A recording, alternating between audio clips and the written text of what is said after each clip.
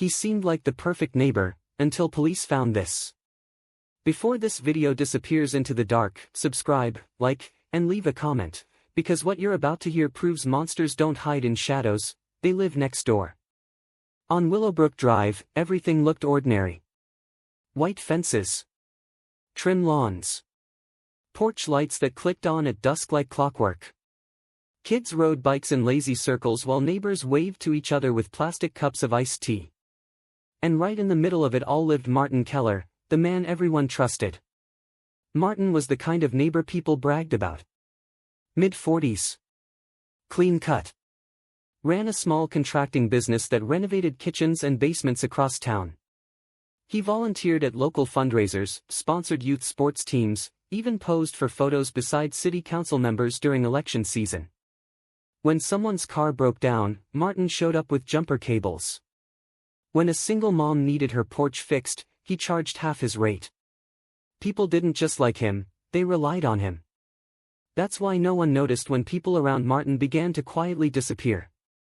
At first, it didn't feel like a pattern. A teenage boy who ran away after arguing with his parents. A young man drifting between jobs who stopped answering his phone. A construction helper who never showed up for work again. The town told itself the same comforting lie over and over: people leave. Life happens. Detective Laura Hensley didn't buy it. She was new to the county, transferred from a larger city where missing persons cases rarely stayed simple for long. What caught her attention wasn't one disappearance, it was the geography. 3 missing young men had last been seen within a 6-block radius. All of them had done odd jobs. All of them had mentioned a nice guy named Martin to friends or family. Hensley started knocking on doors. Everyone praised Martin Keller. Neighbors smiled when they said his name. One woman called him a saint. Another joked, if Martin ever ran for mayor, we'd all vote for him. When Hensley finally sat across from Martin at his kitchen table, she understood why suspicion slid off him so easily. He was calm. Cooperative. Almost rehearsed in his friendliness. He offered coffee.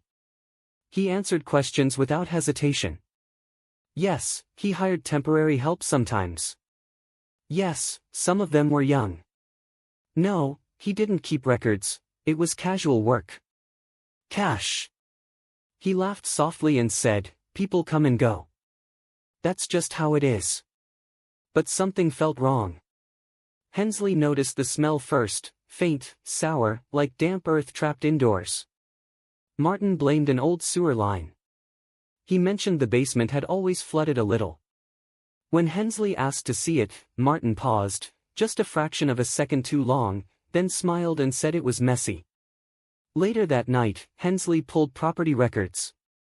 Martin's house had been renovated multiple times. Concrete work. Reinforced flooring.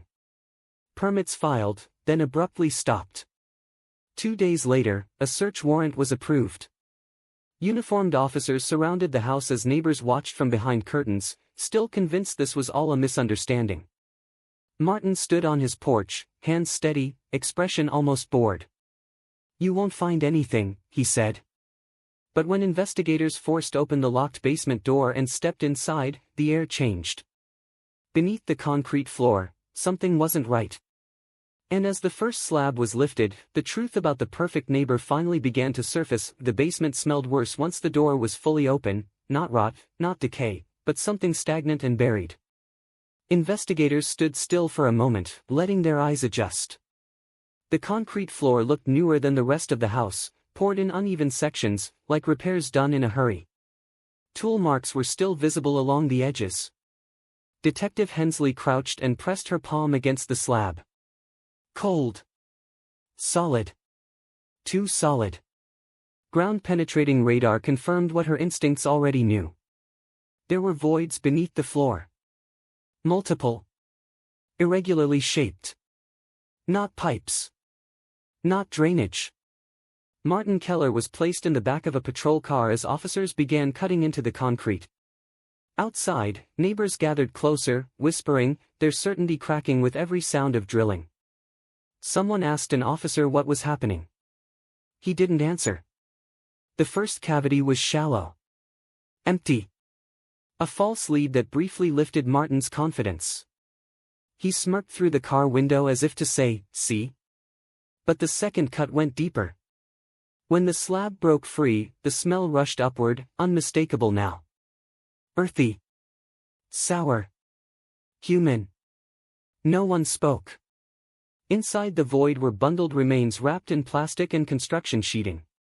Carefully arranged. Purposeful. This wasn't panic. This was planning. The basement became a crime scene frozen in time. Evidence markers multiplied. Cameras flashed. Each new discovery rewrote everything the town thought it knew. By nightfall, investigators had uncovered multiple burial sites beneath the floor, each one methodically placed, each one hidden beneath layers of concrete poured months apart. Martin said nothing. At the station, he sat upright, hands folded, eyes distant. When asked about the victims, he shrugged. "People exaggerate," he said quietly. "They wanted work. I gave it to them." He denied everything else. No violence. No coercion. Just coincidence. But coincidence doesn't leave patterns. Hensley and her team worked around the clock. They traced missing persons reports across 3 counties. They pulled phone records, job ads, payment histories. Every road led back to Martin. Every timeline overlapped. The picture forming was slow and sickening, men lured with the promise of quick cash, flexible hours, and trust. Then a mistake surfaced. A witness came forward, a former contractor who'd worked briefly with Martin years earlier. He told detectives about a locked room in the basement that no one was allowed to enter. About late-night concrete pours.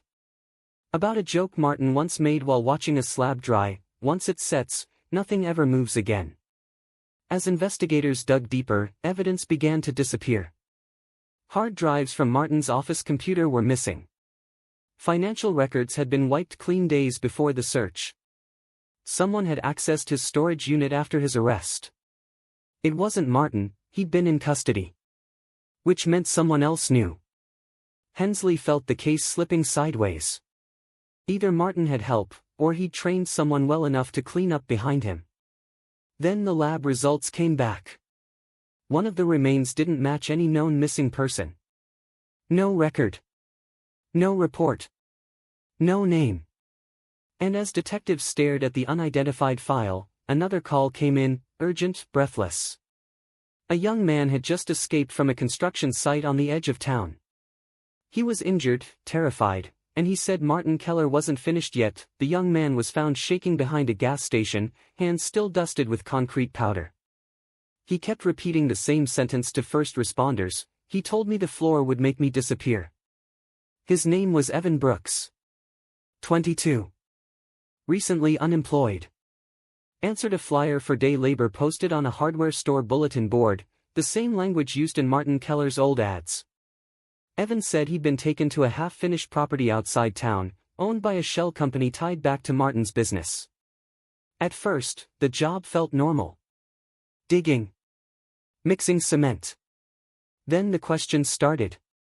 Personal ones. Who would miss him? Did anyone know where he was? When Evan joked nervously, the mood shifted. Another man appeared, someone Evan recognized from the station photos. Not a victim. An accomplice. Before the pour could begin, Evan ran. He didn't look back. That changed everything. Investigators moved fast. The property was secured within hours. Under freshly poured concrete, they found another cavity, empty, but prepared. Tools laid out. Plastic sheeting measured and cut. This wasn't a past crime scene. It was an interrupted one. The accomplice vanished. Martin finally spoke when confronted with Evan's statement. He didn't rage. He didn't deny it. He leaned forward and said, "People always think monsters act alone." Then he asked for a lawyer. The trial ripped the town open. Families of the victims filled the courtroom, clutching photos that no longer felt real. Neighbors who once defended Martin couldn't meet their eyes. Prosecutors laid out years of manipulation, how Martin cultivated trust, how he hid behind civic duty, how the basement wasn't an impulse but a system. Layer by layer. Pore by pore. Forensic teams eventually identified more victims than originally suspected. Some remains were too degraded to ever be named. Those families would never get certainty, only probability. Martin Keller was convicted on multiple counts and sentenced to life without parole. The town tried to move on. His house was demolished.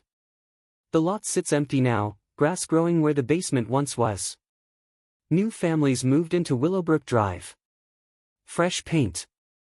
Fresh fences. A quiet agreement not to talk about what happened. But the case didn't fully close. 3 months after the sentencing, a hiker found skeletal remains near a rural worksite 50 miles away. Same materials. Same method. Same precision. The accomplice was never caught. Investigators reopened files, cross-referenced timelines, chased leads that went nowhere. Officially, they say there's no evidence of continued activity. Unofficially, detectives admit something else. Martin taught someone how to disappear people, and knowledge doesn't die with a conviction. Sometimes neighbors still talk about the warning signs they missed. The charm. The generosity. The man who always volunteered first. Because the most terrifying part wasn't what police found beneath the house. It was realizing how easily everyone trusted the person who buried it there. And if you think this story was disturbing, remember, this was just one neighbor.